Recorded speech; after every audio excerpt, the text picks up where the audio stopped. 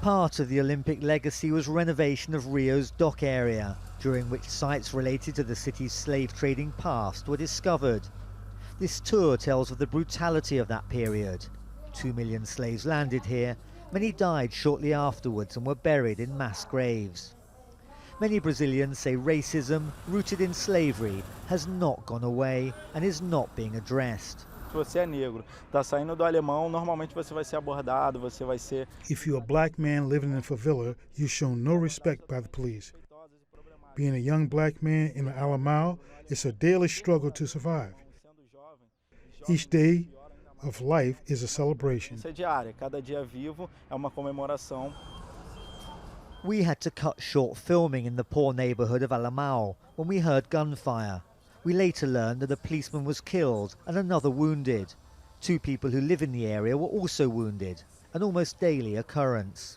I can only hope that my 17-year-old daughter has a future, that she survives, because people here are dying and are being killed. She will have to struggle to survive. I'm fighting so that she can have a future. It's in places like this, the ALAMAO favela or shanty town, that many of the killings take place. Often unreported, the killers usually unpunished. The clashes continue outside the favelas. Police chase these young men from the beach because they say they were harassing tourists. The men insist it's because they're poor and black.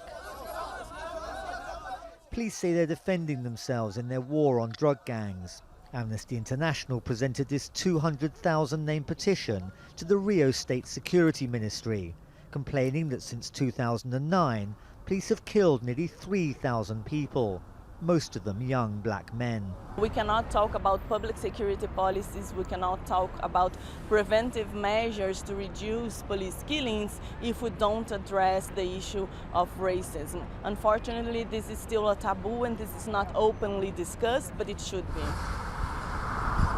Security was tight throughout Rio de Janeiro before and during the Olympic Games.